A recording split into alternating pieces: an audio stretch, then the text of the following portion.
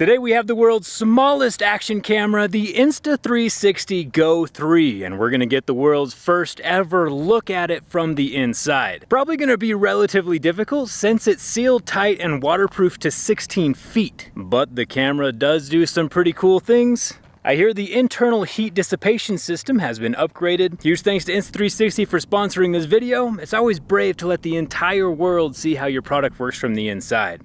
So let's get started.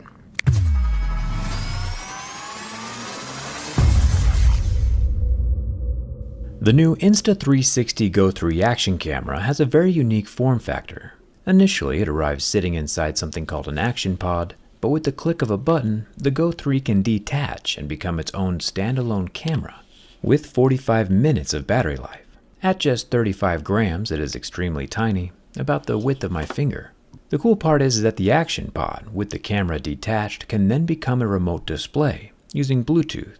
The flip screen is able to see what the camera is doing from a distance and acts as a remote control for the Go 3. This was really helpful when I was using the camera to see the inside of my truck during my Rivian review. The tininess, while filming at 2.7K resolution, gives us a detailed view of places that would be otherwise very difficult to see, and gives us a more unique perspective than a larger camera could accomplish. The Go 3 is not just for video either. Among other things, we have time shift, time lapse, and time capture, for if you want footage at a certain time, like a sunrise or a star lapse, but don't actually want to wake up that early. Docked back into the action pod, which also doubles as a charger, it brings our total battery life up to about 3 hours. The action pod is able to clip into all the normal mounts we would see with action cameras, except for this time the mounts pull double duty, being able to attach to the Go 3 as well as the action pod for extra versatility. We have the suction mount, a hat clip, and a long winding monkey tail. The unique ability is when the Go 3 is undocked and able to magnetically attach to a pendant worn around my neck underneath my shirt, giving us a more first-person video game style view that I used when showing off how my Rivian doors hold water after a rainstorm. Speaking of which, the action pod itself is splash resistant and able to keep out water, so I wasn't all that worried when using the 120 frames per second to capture some water splashing in slow motion.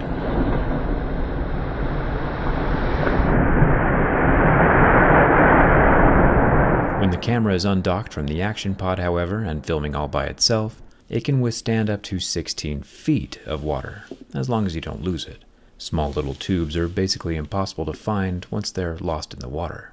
The intense level of waterproofing is going to make it very difficult to get inside, but I'm sure we can find a way. The previous Go 2 had a time limit on clip recordings due to thermal throttling, but now with the Go 3, recordings are unlimited, and it'll be interesting to see how Insta360 has accomplished this heat dissipation. The exterior protective glass lens is very easy to unscrew and replace, definitely nice.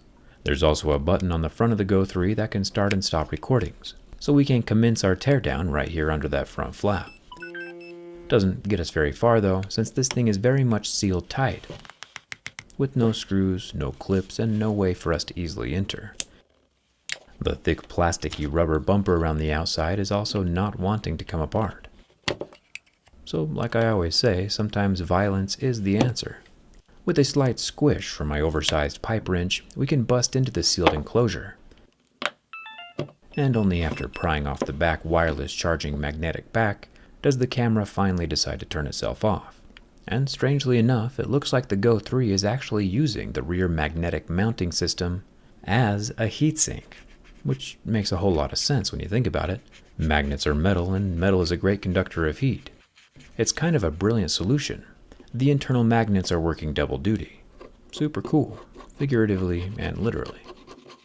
There are 3 more ultra tiny screws, tinier than even the screws most smartphones have. The gold Capdom tape can come off. Then we can unplug the battery and extension ribbons just like little Legos. We find the camera sensor ribbon literally glued to the backside of the motherboard. Smart of Insta360 to glue it in place, considering all the abuse and vibrations that action cameras go through. The battery comes out next. This is what gives the little unit its 45 minutes of runtime. It has 310 milliamp hours worth of energy, basically the same capacity as an Apple Watch. Going deeper, we find the lower circuit board, These boards help manage the flow state stabilization, horizon lock, and voice controls. We also have the copper plate that helps move heat back up to the magnets. With a bit more prying, we can unceremoniously decapitate the camera sensor from the lens. This guy's able to film in 2.7K, slow motion, time-lapse, star-lapse, and quite a few other modes. A lot of power and very small packaging. One of the more interesting modes is called free-frame video, where the camera uses its whole sensor to record footage, which can then be changed to horizontal, vertical, or square later on with the app. It's nice having some versatility and the ability to use the footage on more than one platform. Using the full sensor is also how the Go 3 manages its flow state stabilization. Imagine the red box being the final output, and the blue box is the full sensor size. Flow state stabilization keeps the footage professionally stabilized within the sensor, while the camera itself is jiggling and jittering around. The horizon lock feature is kinda similar, but instead of stabilizing footage to the camera, it stabilizes the footage to the horizon. Kinda nice for the more extreme stuff. And with the AI video editing ability in the 360 app, it can even stitch all the good clips of a fun day together automatically. The lens itself appears to be very permanently glued into the Go 3 housing. Oh wait, there are some screws. Like I always say, violence is never the answer. With 2 screws gone, we can see our cast metal camera bracket. This also doubles as another heatsink, as we can see from the thermal paste surrounding the lens housing. Air is an excellent insulator, so without the thermal paste allowing heat to move to the metal, the camera components would overheat, throttle, and turn off. I'm glad that with all this extra cooling, the Go 3 has no more recording time limits. There is one more inner portion of the lens that can be unscrewed, but the rather resilient exterior lens stays mounted to the camera body. It's good that there's an easily swappable glass lens on the outside, since the actual curved lens of the camera is very much permanent. Overall, I'm pretty impressed. The Go 3 makes for a very versatile sidekick, definitely not meant to replace a main filming camera, but it does great at getting into small places and getting more unique and otherwise impossible to get perspectives. There is no expandable internal storage, but with its tiny form factor and waterproof rating, it makes sense. Plus, having onboard storage means no more forgetting your memory. But the Go 3 has 32, 64, and 128 GB options. It'll be a fun addition to my camera arsenal, except for now I have to buy another one. Speaking of which, if you're curious about current pricing or want to get one for yourself, I'll leave a link down in the description.